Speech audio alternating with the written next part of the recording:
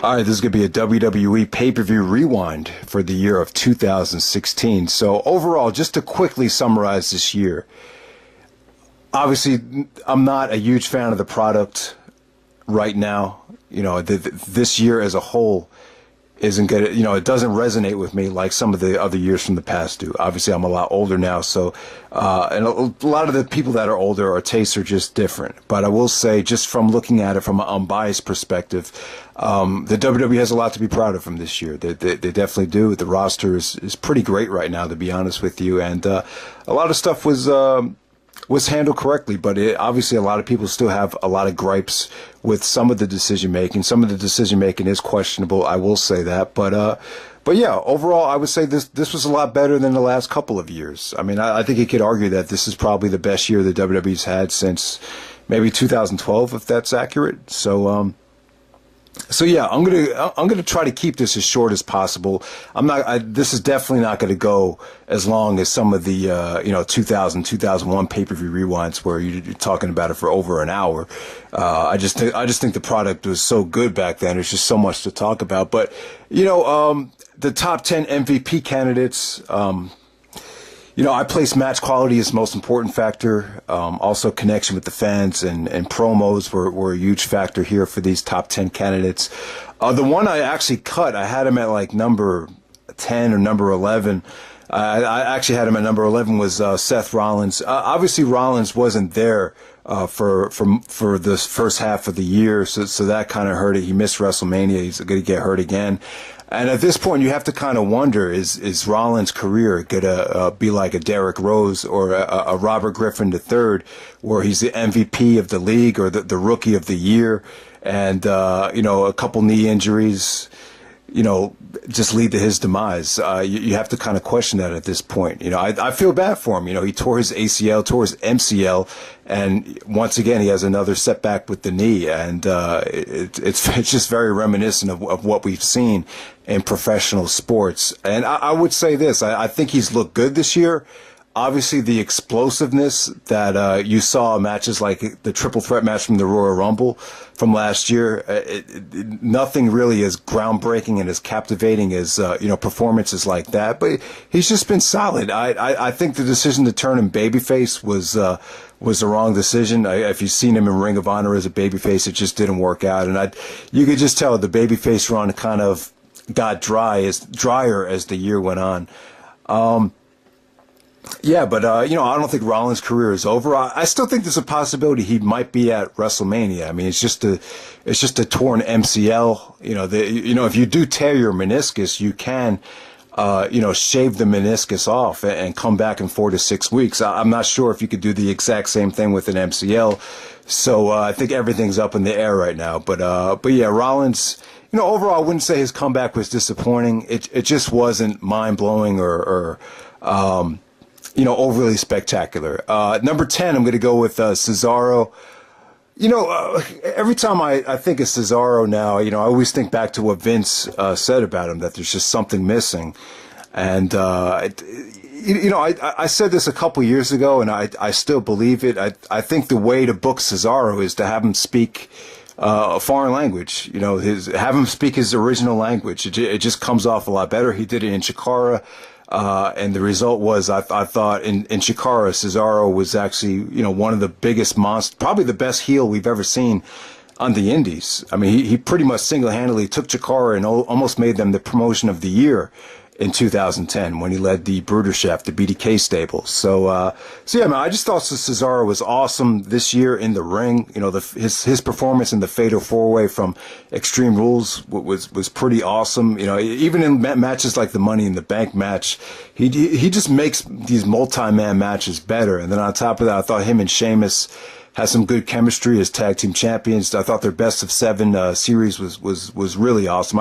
I really thought that match at Clash of Champions, match 7. If that just had a finish, that would have been possibly a top 5 match of the year. I kind of, my rating of the match it wasn't that great because I just wasn't a big fan of the finish. But God, those two guys, both Sheamus and Cesaro, I thought both of them did a lot of great stuff this year. And then they capped off the year at Roadblock, finally dethroning the New Day to win the tag team champions. So yeah, I think Cesaro had a strong year. Number 9, I'm going to go with The Miz, Mike Mizanin. Hoorah! Oh man. Excuse me. The Miz this year, I would say that this has been the Miz's best year since he headlined WrestleMania or main event of WrestleMania, whatever you want to call it. I think him being out there with Maurice was a big confidence booster. I thought he brought some credibility to the IC title. His promos once again just continue to get better. You got to give the guy credit. He's just great on the mic. He's had some engaging storylines. I'm not a big fan of the stuff he's doing with Daniel Bryan, only because I just think it's pointless and I don't think it's going to lead to anywhere. But whenever you have a guy like Daniel Bryan, SmackDown GM, you're paying him a lot of money for that position. Obviously, you have to do something storyline wise to keep to try to get other guys over. So that is what that is. But yeah, the reason I have The Miz at number 9, the series of matches with Dolph Ziggler, they had a trilogy. Backlash, No Mercy. The match of No Mercy was awesome. That was their best match. Some people even have it as a top 3 match of the year for WWE. It was that good, and it was one of those matches which kind of saved Ziggler's career. It really did. It was a career-ending match, so it saved Ziggler's career. I just thought all those near falls just meant so much, and the crowd was just really invested. And then they had a great ladder match at TLC as well. So yeah, I'll put The Miz at number 9. Number 8 and number 7. At number 8, I have Sasha Banks. And number 7, I have Charlotte. So yeah, I really like Sasha Banks. She's my favorite of all the divas. Not only is she the best looking, in my opinion, or the hottest, I would say, but she's also the best wrestler out of all the new influx of these WWE divas. And she's my favorite rapper of all time's cousin, Snoop Doggy Dogg, Snoop. So she definitely has a soft spot in my heart. So that's why I like her so much. But yeah, she's had an amazing year. Charlotte as well at number 7. Obviously, she's been the women's champion. I mean, you could actually put Charlotte in the top 5, top 3 for what she's done with the women this year. I mean, this has been the best year for women's wrestling in WWE history, from what I've seen. I mean, this blows away the feud that Lita and Trish had. Lita and Trish had some good matches. They main evented Raw, but they didn't do what these women did. I mean, these women, had with Becky Lynch at WrestleMania, most people would agree that triple threat match was the stole the show from WrestleMania. So that says a lot right there. The women have never even come close to having the best match at WrestleMania, but they did it this year. This is the first time the women ever main evented a pay-per-view in a Hell in a Cell. So they have a lot to be proud of with that. They also wrestled a 30-minute Iron Man match at Roadblock End of the Line. So they definitely did a lot of groundbreaking stuff that the WWE has never given women the confidence or the green light to do. So both of them have a lot to be proud of. At number 6, I'm going to go with Sami Zayn. I just saw Samoa Joe cut a promo where he said, "I'm not just happy to be here on Raw like Sami Zayn." So obviously Sami Zayn has a lot of work to do when you hear things like that. Positives and negatives. I'm disappointed with his promos, with his character, with the way they've been booking him. I really thought Sami and Kevin Owens should have had a blow-off match at SummerSlam, fight without honor, street fight, that type of match. But as a babyface, a lot of his promos just didn't really go over with the crowd. Just very generic. He has potential to be like the next Daniel Bryan. He definitely has. Him and Daniel Bryan look like they could be brothers. They definitely have similar looks, similar builds. They're both great in the ring. The guy is awesome in the ring. Sometimes I wish he was still El Generico. I think he would connect better with the fans if he was able to still be El Generico. Maybe down the road you could bring it back. Because him on the mic just hasn't really resonated with the fans. But match quality wise, in my opinion, he had the match of the year. The series of matches with Owens was incredible. He also had matches that really carried the undercard with The Miz, with Chris Jericho. He was great in the ladder matches at WrestleMania and Money in the Bank. So Sami Zayn. I'm putting him at number 6 just for his match quality alone. Number 5, I'm going to go with Roman Reigns. When it rains, it pours, some would say. But yeah, Roman, you got to give him credit, man. He was involved in a lot of main event matches this year. He main evented WrestleMania, headlined WrestleMania for the 2nd year in a row. The match with Triple H, I don't think anyone expected it to be that good, but I can't deny that the work that they put into it, the effort was good. It's just, the fact is, it wasn't a hot WrestleMania main event, so they just couldn't follow the card. So it ended up being probably one of the worst WrestleMania main event, well, probably one of the top 10 worst WrestleMania main events. But then Roman really got the ball rolling with AJ Styles. He just went out there with AJ and proved he could put on great main event matches if he's in the ring with a great opponent like AJ. And then he had another great main event with Seth Rollins at Money in the Bank. Had a short title reign. The title reign wasn't as long as I think a lot of people expected. He got in trouble for using some performance-enhancing drugs. Obviously, he's a lot of these Samoan guys are bigger guys. They naturally have more body fat. So, a lot of them try to, try to keep down that weight either by taking pills or getting liposuction like The Rock did. So he's definitely not John Cena. I think Roman really, he makes you appreciate John Cena for what he was. I think they're looking for the next Cena. I'll give Roman credit. A lot of his matches are getting great reactions. They're getting Cena-like reactions where a lot of the kids and a lot of the women are cheering for him, but then you have the male demographic just does not want to see him wrestle. So, that's one of the great things about Cena matches. You could always rely on Cena to be in great shape and to be, steroid free. His body has never changed. So I completely believe that Cena's never cheated. So Roman already has that working against him. But at the same time, Cena matches always get great reactions. So I definitely think they think Roman's going to be the next Cena. But to me, I'm just not buying it. To me, I think you could get the full value from Roman. You can get more value out of Roman Reigns as a heel. I just think the guy has potential to be such a great heel. Cena was great. Cena's great on the mic, and this guy, I just think the worst part about him is his promos. I think he just bores people to shreds on the mic. And the other thing I want to say about him is I just don't see him as some people make the point of, the indie fans or the older male demographic is going to buy WrestleMania or order the WWE Network or have a subscription to the WWE Network no matter what.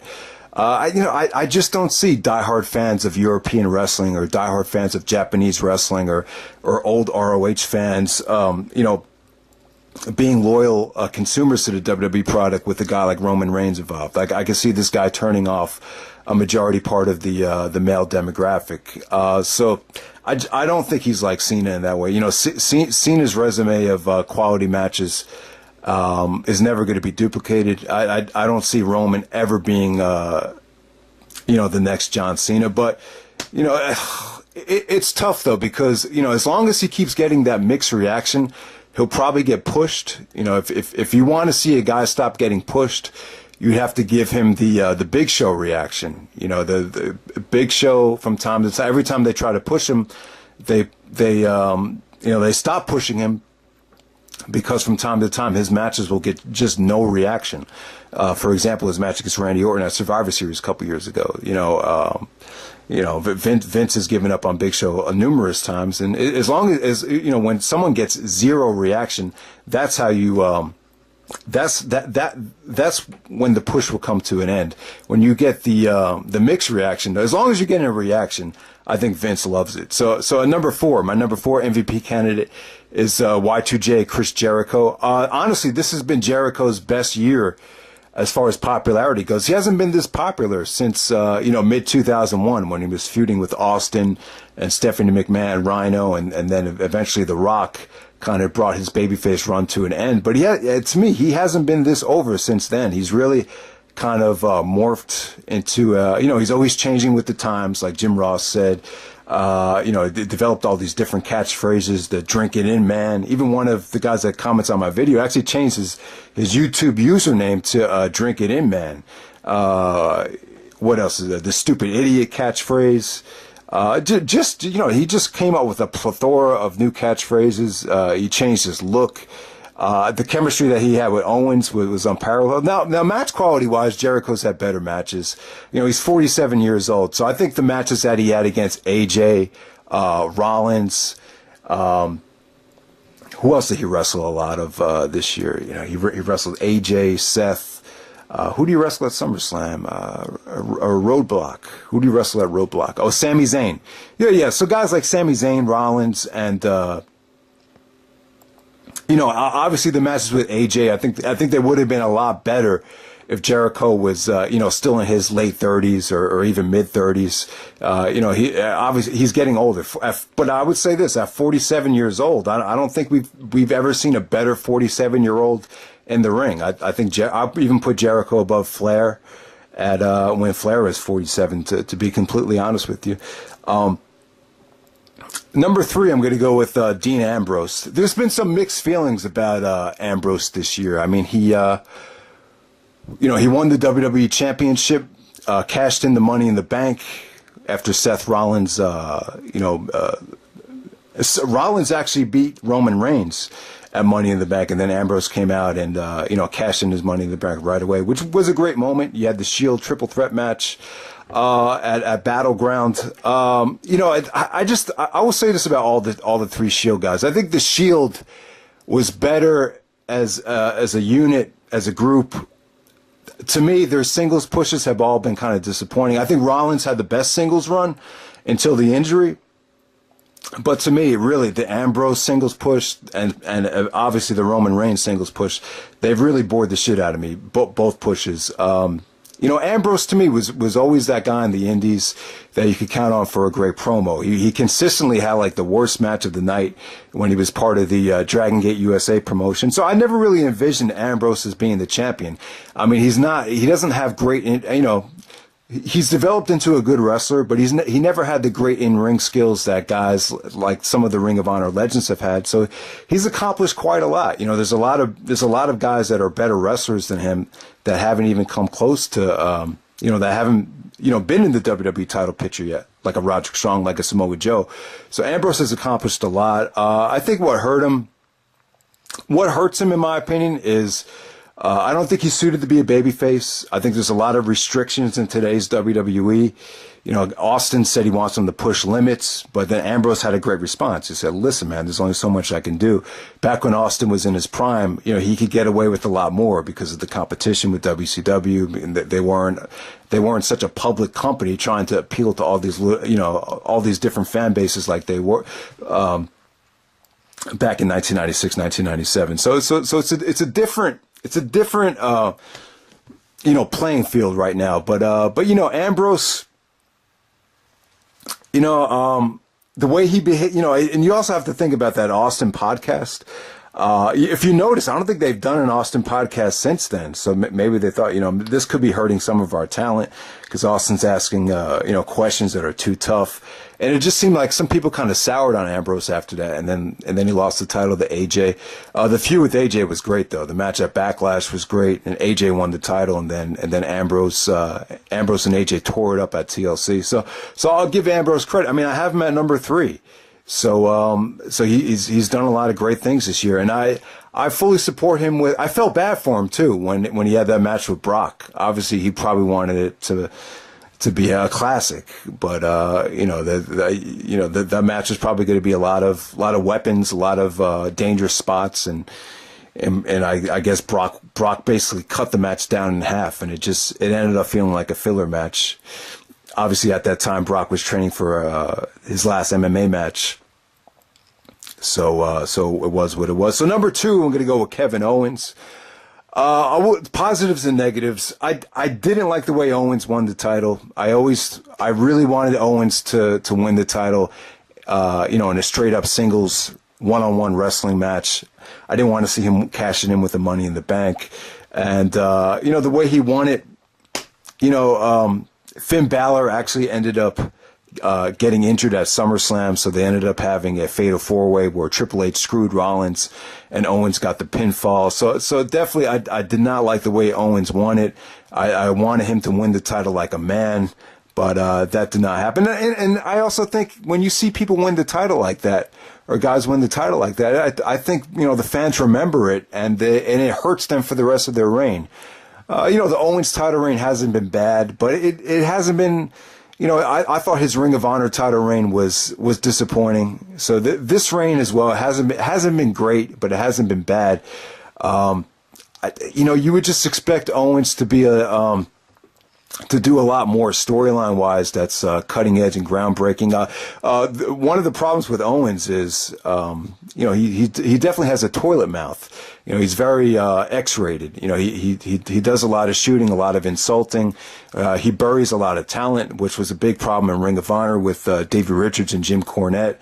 That's what he does, and I just feel like he has a lot of handcuffs on him, and I kind of feel like in a way Jericho's with him to kind of monitor him from, helping him out, but at the same time kind of monitoring from going off into the deep end, if that makes any sense. But Owens' match quality was good. I enjoy the matches against Rollins.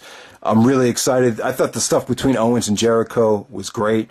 I think Jericho and Owens should main event WrestleMania. I think Jericho winning the championship at WrestleMania is the way to go. That's probably not going to happen, but it's engaging though. The best part about Owens' reign is his chemistry with Jericho and to see the blow off to that. The matches, they haven't been great, but they've been above average, I would say. So there we go with that. And obviously, I got to give Owens credit too. The series of matches with Sami Zayn. That's why I put him so high as well. And at number one, I have AJ Styles as the top MVP candidate for 2016. Interesting thing I could say about this is we've never seen someone that has established himself in other territories, other promotions that achieved this much success in 1 year. Obviously, the other one that comes to mind will be Ric Flair. Now, would you put Flair's 92 run over AJ's 2016 run? I think that's a debatable question. Match quality wise, I'd probably go with AJ Styles. But as far as impact, as far as carrying the company, I would go with Flair from 92. The great thing about Flair in 92 was they really needed a heel. You had all these merchandise guys like Macho, Ultimate Warrior, Hogan that were, in the midst of these great babyface runs. So you really needed a heel. And I think that's why they put the title on Flair so soon. But I don't know. I just think Flair's impact at the Royal Rumble 92 and beyond just had a bigger impact than AJ. I think they put the belt on AJ and pushed him so soon for a multitude of reasons. I think the brand extension, obviously I think they wanted to make money, and the brand extension was the way to go. This way you have a legit guy going over, and at the same time you could give Cena that break. Obviously I think they wanted to make Cena more of a part-timer this year, and AJ could kind of fill that void, and he did it beautifully. I enjoyed the feud with Jericho. It wasn't great. I love AJ's accent. He's like, "Why to jackass?" So AJ at first as a babyface, it was fine, man. The matches, the trilogy actually, I think they have 4 matches. I thought AJ and Jericho, to be honest with you, I thought it stole the show. Not stole the show from WrestleMania, but from a star rating standpoint, I'll probably say it was the match of the night from WrestleMania. And then he just went out there with Roman Reigns, put Roman Reigns over 2 pay-per-views in a row, gave Roman Reigns the best matches of his career. So he's a lot to be proud of with that. And then the feud, with the trilogy with John Cena was great. Obviously the Rumble happened this year, but the match at SummerSlam, most people think a lot of people thought that was the match of the year. And then he had a great series of matches with Ambrose as well, to cap off the year. Really, a lot of people thought Smackdown was the better show. Has been the better show since the brand extension. And, what's the biggest reason for that? I think you probably have to say it's because AJ Styles has been their top tier guy on SmackDown. So that's what it was. Looking at the pay-per-view quality really quickly. Some gripes with the pay-per-views, in my opinion. I think they're all too long. There's no match that comes to mind where I say, "Oh, it didn't get enough time." See, I think there was kind of an art to shortening matches up, or keeping the pay-per-view under 2 hours and 50 minutes. There was an art to that. With this, it just seems like there's no restrictions time-wise, and a lot of matches just get too much time, and the pay-per-views start to drag after a while. And then you had a pay-per-view like SummerSlam where the whole fucking card was just whacked out of order because I don't think they could really decide what should have main evented that show. There was just that show struggled to have Cena and AJ should have main evented the show, and because it didn't, the whole card got whacked out of order, and the result was it ended up being a pretty average SummerSlam. So that was a problem. I just like to see them tighten up a lot of these pay-per-views. I think there's too many advertisements. I think there's too many matches like, for example, Roman Reigns and Rusev that open up Hell in a Cell and they get like 20 to 25 minutes. I just thought the match could have been better if they kept it to like 13 to 14 minutes. So that's probably the biggest gripe I have with the pay-per-views. Now, all the pay-per-views delivered. They all have matches on them that were good to great. I put them all in like the 7 to 8.5 range. To me, the company hit their stride pay-per-view wise from Payback. From Payback to Money in the Bank. So what was Payback on May 1st? So from May 1st to the end of July, those were the best pay-per-views of the year for me. So without a doubt, I have Payback as the #1 pay-per-view of the year. That had Roman Reigns, AJ Styles, Sami Zayn, Kevin Owens, Extreme Rules as well. Extreme Rules was another great pay-per-view. Money in the Bank was an awesome pay-per-view. And then Battleground had the match of the year with Sami Zayn and Kevin Owens, in my opinion. And then TLC was another one that struck me as a great show as well, featuring AJ and Ambrose in the main event. I think you could definitely argue that as a WWE match of the year as well. I thought the Rumble was really good this year. Great Royal Rumble match, good undercard, definitely an improvement from the last couple of Rumbles. The brand-only pay-per-views, I will say this about them. The Raw ones look better on paper. And the Raw ones definitely had better cards. I thought Clash of Champions was a good card, but it wasn't a great pay-per-view.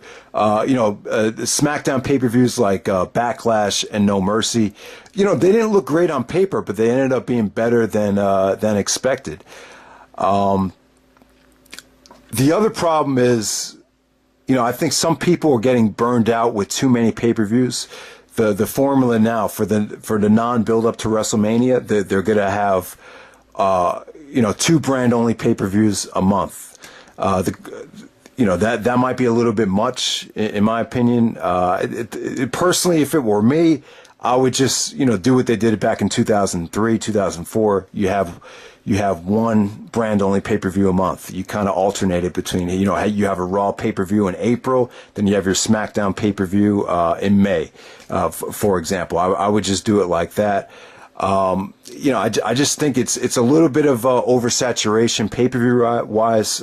The positive part about that is you are getting a lot of bang for your buck on the network, which I'm sure that's probably the reason they're doing it. And the pay-per-views are delivering. I wouldn't say they're great shows from top to bottom, but you are getting match of the year candidates or 4-star matches on every pay-per-view. So that's definitely a positive about that. The other thing is, with the brand-only pay-per-views, they're making the Big Four seem special again. Royal Rumble, WrestleMania, SummerSlam, Survivor Series, they're all, they're combined now. So that makes them feel a little bit more special than they did in the past. So I definitely think that's a good thing. But, I just like to see these pay-per-views just be a little bit more shorter. To sit through a 5-hour SummerSlam or a 6-hour WrestleMania and, a 3.5-hour Money in the Bank or a 4-hour Hell in a Cell. This shit's just way too long for me. So there we go with that. So that's the pay-per-view quality. Overall, I thought the best pay-per-view of the year was Payback. Payback, Extreme Rules, Money in the Bank, Battleground, TLC. Those would be my top 5. None of the pay-per-views were bad. I'd probably say Roadblock, Fastlane were the most dull pay-per-views of the year. I'd like to see them take away Hell in a Cell. I understand they want to do it every October because of Halloween. But in my opinion, Hell in a Cell is something you just got to do if it feels right. There's no way of knowing you could book a Hell in a Cell a year in advance. So that's just how I feel about that. Probably the most overachieving pay-per-views of the year or I'll probably say it was Backlash, because Backlash didn't look good on paper, and it ended up being a good show. Most disappointing pay-per-view of the year, I'll probably say SummerSlam and WrestleMania. The other problems with the big four pay-per-views is you're having part-timers come in and dominate the main event scene. With the Royal Rumble, Triple H came in and won the Rumble. With WrestleMania, Triple H main events WrestleMania, Undertaker and Shane McMahon get 45 minutes. When you have this much talent on the roster, there's no reason why you got to bring in Shane and Undertaker to suck up that much of the card. And then SummerSlam, you have Brock come in, him and Randy Orton deliver a disappointing SummerSlam main event. And then Survivor Series. Survivor Series I actually thought was good. I enjoyed the Goldberg and Lesnar thing. Goldberg is in incredible shape for his age. So I've just been pleasantly surprised with his intensity, his passion, and just his overall presentation. This is the way they wanted to book Goldberg back in 2003.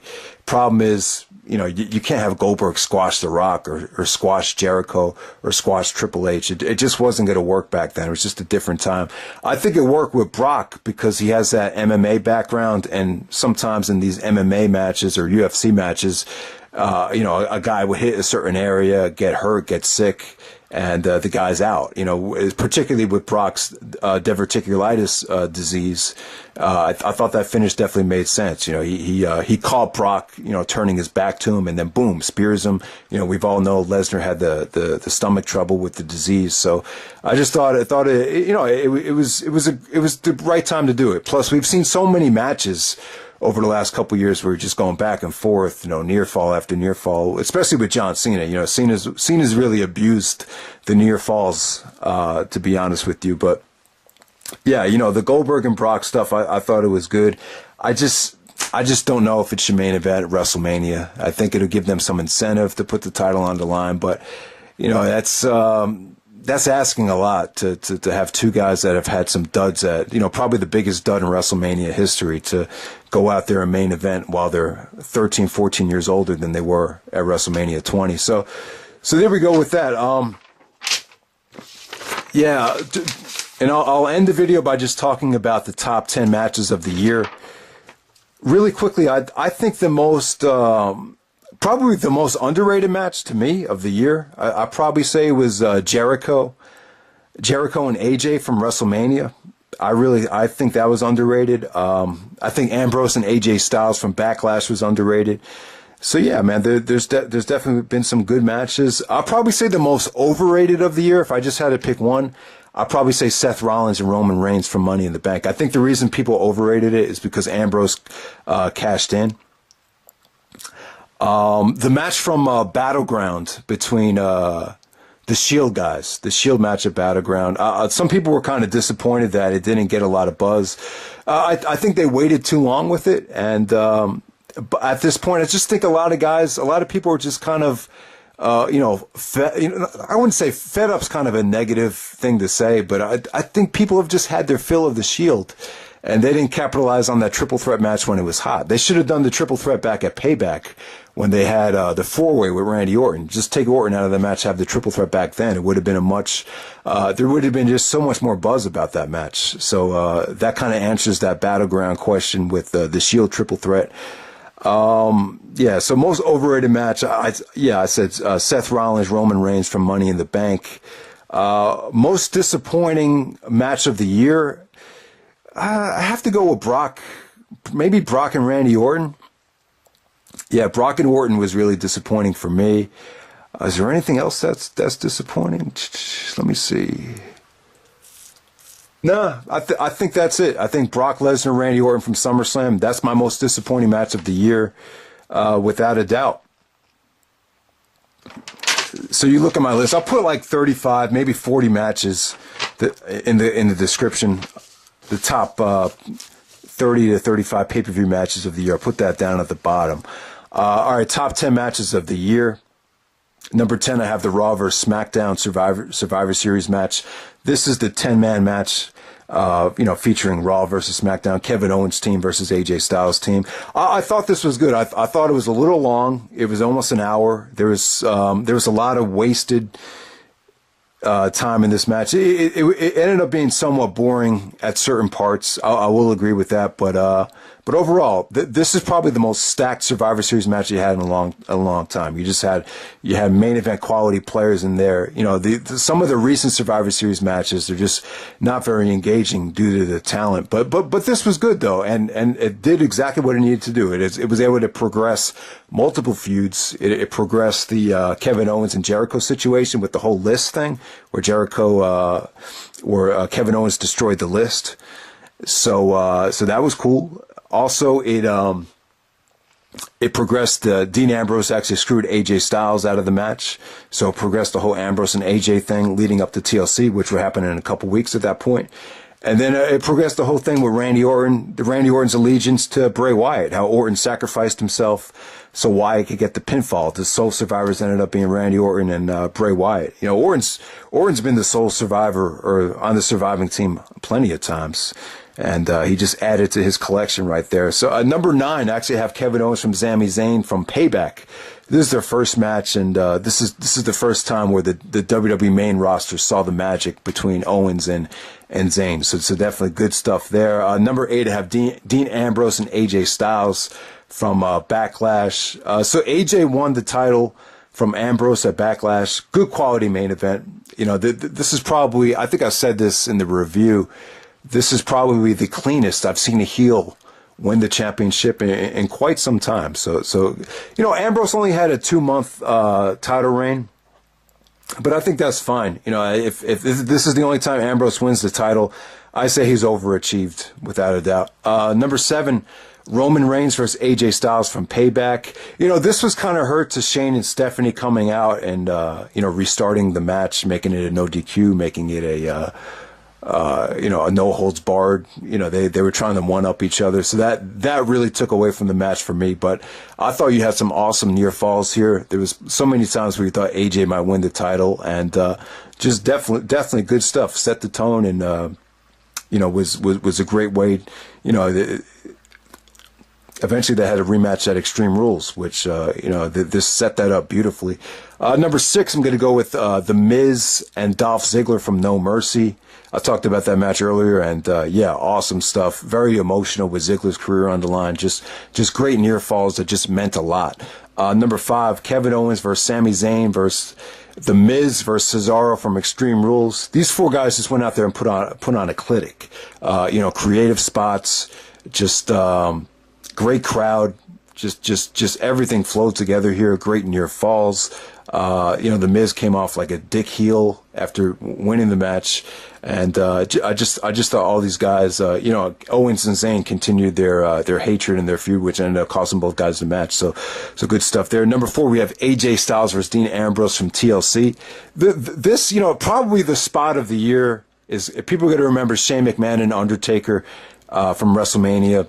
You know, I would say Shane stole the show from WrestleMania. I mean, they showed the bump off the cell like a million times on SportsCenter the next day. I mean, how many times could you say that they showed highlights of wrestling on SportsCenter? So I'll say that Shane McMahon stole the show this year as far as spots go. But besides that match, this match probably had some of the most exciting and dangerous spots of the year. You know, AJ did a springboard 450 off the top rope through the table onto the outside through Ambrose. Ambrose did the you know, elbow drop off the ladder through a table. You know, AJ's spot on the 4 chairs where he was trying to suplex Ambrose. Ambrose countered it into a reverse suplex and dropped AJ's stomach first onto the set of 4 chairs. That was pretty crazy. You had the heel turn of the little creepy dude that turned on Dean Ambrose. So you just this is a really exciting main event. The AJ Styles and Dean. You know, you could argue this. I was thinking about having this at number 1. I came close, but it doesn't have the replay value that you would expect. That's the one match I actually had to go back and watch again because I thought it was that good. John Cena, AJ Styles at SummerSlam. You know, at Money in the Bank, and they edited it out on the WWE Network when you go back now, but at Money in the Bank, I was like, why is Cena talking so much? Yeah, I mean, Cena literally ruined that match for me, because if you listen to that match with headphones, at least you could hear him calling out so many spots. So I was just really disappointed. But, that Money in the Bank match had such a hot crowd. But I didn't think the match was great, though. And I'll give Rock and Hogan credit. People shit on Rock and Hogan saying, if you take the crowd away, it would suck. But I'll give Rock and Hogan credit because they actually capitalized on a hot crowd. So just because a crowd is hot, it doesn't guarantee anything. But I thought AJ and Cena at SummerSlam, they were able to have, I wouldn't say it was a classic, but, they were able to have a match of the year candidate. Great match. It was a pleasant surprise to see AJ go over.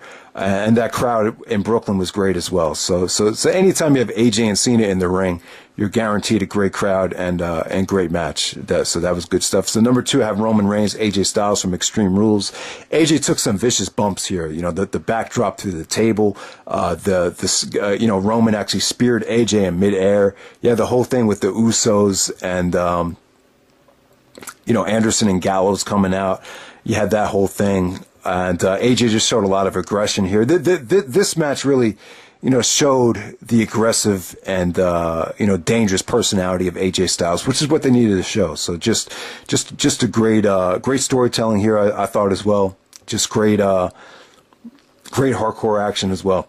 It was great for Roman Reigns it was great for the WWE to show the Roman Reigns smart marks that he could go out there and have a great match in the main event of a pay-per-view. And then on number 1, I have Kevin Owens and Sami Zayn from Battleground. I have this, it's close. I mean, it's kind of a weak match of the year for the WWE. I'd only put it like at 4.25. But I thought they did a beautiful job of playing off of their Payback match. I thought, some of, they took a lot of bumps, obviously. The creativity in both of the matches was insane. But, just the execution to some of the counters from the Payback match was great. Sammy's, counters into the, half Nelson suplex. Just the execution of some of those were groundbreaking. I mean, Sami is just an awesome wrestler, man. So, the one gripe with it is they should have had the blow-off match at SummerSlam. I didn't like how the feud ended. I thought the feud was too good to end at Battleground. It should have been, SummerSlam would have been a much better show had they saved the blow-off until SummerSlam. So that's pretty much it, guys. That's the pay-per-view rewind for 2016. MVP AJ Styles, no doubt, he's my MVP. Match of the year, Kevin Owens and Sami Zayn. I would say it's a good year.